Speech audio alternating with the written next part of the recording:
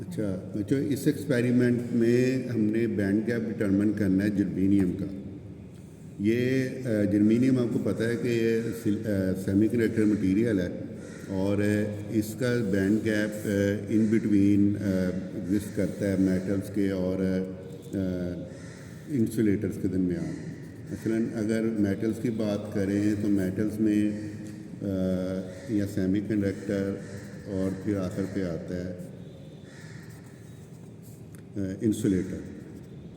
इनकी कंडक्टिविटी जो होती है सबसे हाई कंडक्टिविटी मेटल्स की होती है और सबसे लो कंडक्टिविटी इंसुलेटर्स की होती है। तो ये सेमीकंडक्टर जो है वो इन बिटवीन जो होता है ये एवरेज या मीन या इन बिटवीन कह लें कि ना बहुत हाई कंडक्टिविटी होती है ना ही बहुत लो। तो ये एक ऐसे मटेरियल है सेमीकंडक्टर जिसकी एग्जांपल सिलिकॉन है, जर्मेनियम है, मोस्टली हम ये यूज़ करते हैं। इनकी कंडक्टिविटी की वैल्यूज़ इन दोनों के दरमियान में होती है और इसी तरह से अब जो मेटल्स हैं उनको कंडक्ट करवाने के लिए हमें सिर्फ वोल्टेज अप्लाई करना पड़ता है, कोई इम्प्योरिटीज़ ऐड नहीं करनी पड़ती, कोई कुछ नहीं, और इनकी कंडक्टिविटी हमें बहुत हाई वैल्यू मिल जाती है। इनको हम कुछ भी कर लें, मॉडिफाई करें इनका स्ट्रक्चर किसी भी तरह से, तो ये कंडक्टर नहीं बनते। हाँ, ये सेमीकंडक्टर ऐसे हैं कि ये डिफरेंट मेथड से इसकी कंडक्टिविटी कंट्रोल की जा सकती है। मसलन डोपिंग करके कर सकते हैं हम, डोपिंग की कंसंट्रेशन ऐड करें या टेम्परेचर इंक्रीज़ करके भी अप्लाई कर सकते हैं, एनर्जी प्रोवाइड करके इलेक्ट्रिकल मेथड से या ऑप्टिकल मेथड से, हीटिंग मेथड से एनर्जी प्रोवाइड करेंगे तो ये इनकी कंडक्टिविटी इंक्रीज़ होती जाएगी। वो जो एनर्जी कंडक्ट करवाने के लिए रिक्वायर्ड होती है ना, उसको हम बैंड गैप कहते हैं। नॉर्मली इलेक्ट्रॉन वैलेंस बैंड में होते हैं, तो वैलेंस बैंड में इलेक्ट्रॉन अगर ये इस तरह से 4 आउटर मोस्ट शेल में है जर्मेनियम के या सिलिकॉन के, तो जब उनको एनर्जी मिलेगी भाई आइदर वे हीटिंग मेथड से, इलेक्ट्रिकल, ऑप्टिकल, जिस तरह से भी, तो वो एक ख़ास अमाउंट ऑफ एनर्जी पे जाके वो कंडक्ट करने लग जाएंगे, वो वैलेंस बैंड से कंडक्शन बैंड में चले जाएंगे। ये एनर्जी को हम बैंड गैप कहते हैं या फॉरबिडन गैप भी कहते हैं इस गैप को, क्योंकि इससे लो एनर्जी पे ये कंडक्ट नहीं करेंगे। मसलन जर्मेनियम का जो बैंड गैप है वो 0.69 या 67 इलेक्ट्रॉन वोल्ट है। तो ये अगर इससे कम एनर्जी देंगे तो वो वेस्ट होगी, ये कंडक्ट नहीं करेंगे इलेक्ट्रॉन इसके। इससे ज़्यादा देंगे तो वो फिर एनर्जी कंडक्ट कर सकते, वो भी खास अमाउंट तक, और रिमेनिंग अमाउंट ऑफ एनर्जी जो वो वेस्ट हो जाएगी या हीटिंग में कन्वर्ट हो जाएगी। तो ये मेथड है, ये है होता है बैंड गैप। सेमीकंडक्टर इंडस्ट्री में, सेमीकंडक्टर इंजीनियरिंग में हमें इसकी बहुत ज़्यादा ज़रूरत पड़ती है, सेंसर बनाने में, और भी कई तरह की इसकी एप्लीकेशन हैं जो आप लिटरेचर में स्टडी करेंगे तो आपको इसकी मिल जाएगी। जहाँ पे हमने इस तरीके से मेजर करना है बैंड गैप के, डायरेक्टली नहीं है कोई भी डिवाइस ऐसी हमारे पास कि ये हमें डायरेक्ट प्रोवाइड कर सके बैंड गैप की एनर्जी। ये टेबल आपको नज़र आ रहा है, यहाँ पे हमने डिफरेंट टेम्परेचर अप्लाई करना है। टेम्परेचर अप्लाई करेंगे तो इसके क्रॉस वोल्टेज और कंडक्टिविटी इसकी वेरी करेगी, और फिर ये हमने ये टेबल फिल करना है। मसलन यहाँ पे हम एक्सपेरिमेंट में 100 सेल्सियस से स्टार्ट करते हैं, 100, 90, 80, 70, 60, 50, 40 इस तरह से। और जो भी ये बाकी तो 2 टेबल जो हैं ये टेम्परेचर को कन्वर्ट करेंगे हम, और फिर इसका रेसिप्रोकल लेंगे। देन ये वोल्टेज इसका यूपी, जिसको प्रोब वोल्टेज कहते हैं, वो नोट करेंगे और कंडक्टिविटी कैलकुलेट करेंगे। ये फार्मूला मैंने साइड पे लिखा हुआ है, और ये नेचुरल लॉग ऑफ सिग्मा, इसका मतलब कंडक्टिविटी का नेचुरल लॉग लेंगे। ये क्यों लेंगे ये भी मैं आगे चल के अभी बताता हूँ आपको किस तरह से। अभी मैं आपको अपरेटस दिखा दूँ।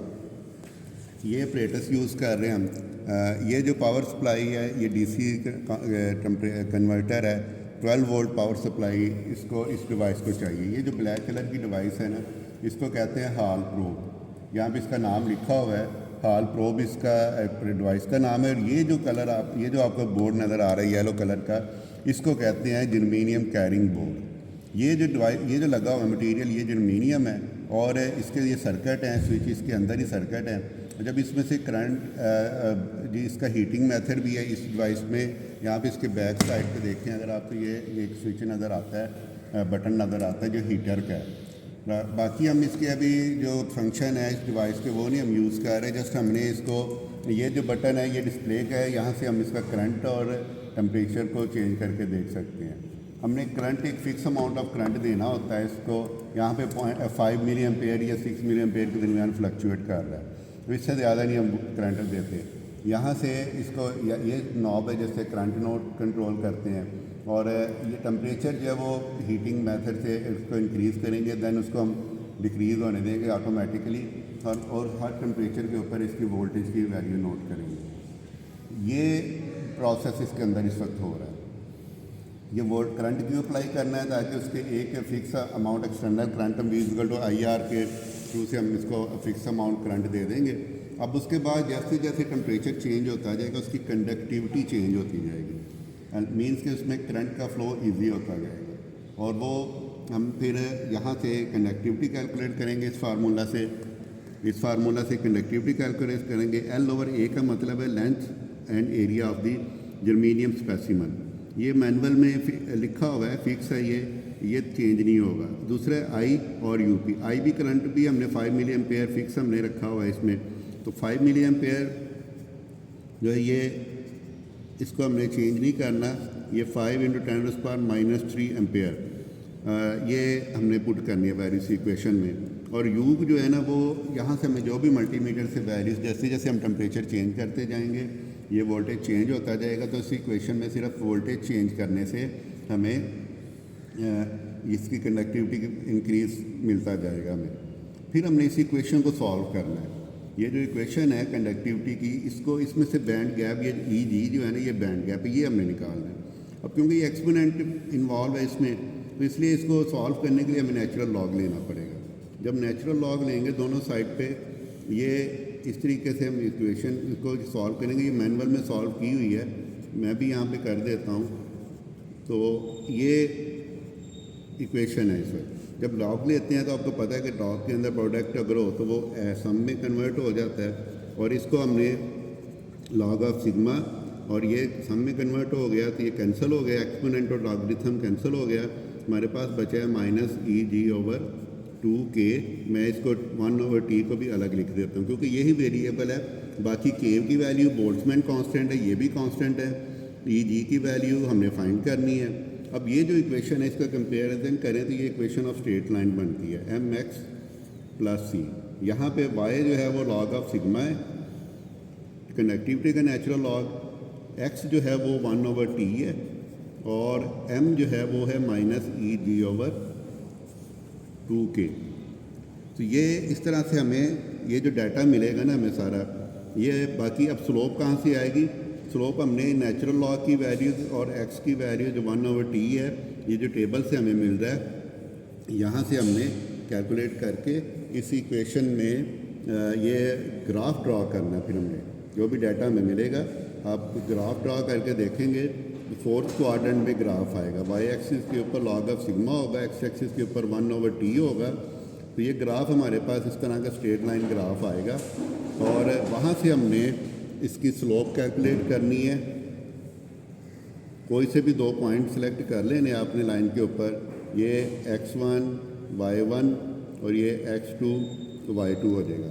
आपको पता है कि स्लोप इसकी इक्वल होती है y2 - y1 over x2 - x1। तो यहाँ से स्लोप जो आएगी वो फिर हम इसी इक्वेशन में पुट करेंगे, और हमारे पास बैंड गैप की वैल्यू आ जाएगी। K की वैल्यू मैनुअल में लिखी हुई है, बोल्ट्जमैन कांस्टेंट आप सर्च करके इसमें लिख सकते हैं। अब मैं आपको एक दफ़ा इसका प्रोसीजर करके दिखाता हूँ एक्सपेरिमेंट का।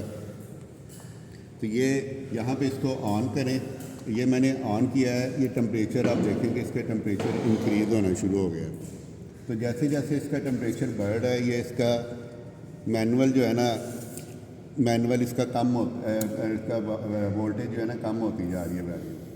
तो जैसे 100 पे पहुँचेगा हम इसको ऑफ कर देंगे, तो फिर इसको स्पॉन्टेनियसली खुद ब खुद इसको ड्रॉप होने देंगे टेम्परेचर। ये जब ड्रॉप होता जाएगा तो यहाँ पे हम वोल्टेज की वैल्यू और लिखते जाएंगे इन टेम्परेचर्स की। तो फिर अब इसको आगे बाकी कैलकुलेशन कर लेंगे। अब मैंने इसको ऑफ़ कर दिया है। ये भी एक दफ़ा थोड़ा सा राइज आएगा क्योंकि ये इनडायरेक्ट हीटिंग हो रही है, मेटल के थ्रू हीटिंग हो रही है। तो ये थोड़ा सा टेम्परेचर राइज़ करता है, फिर ये आस्ता आस्ता ड्रॉप होना शुरू हो जाएगा टेम्परेचर। और अब देखिएगा कि हीटिंग जो है ना वो बहुत अब्रप्ट है, कूलिंग जो है ना वो कंपैरेटिवली काफ़ी स्लो है।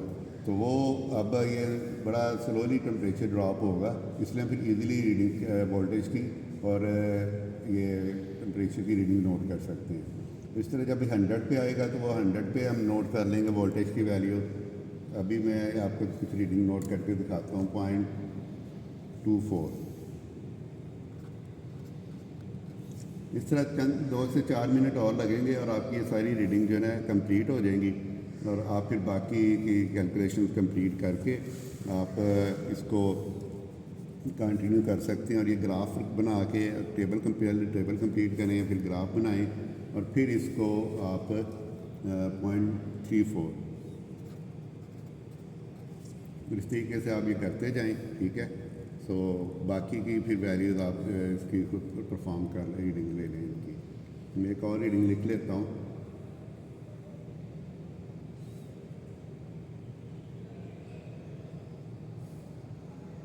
0.46 यस।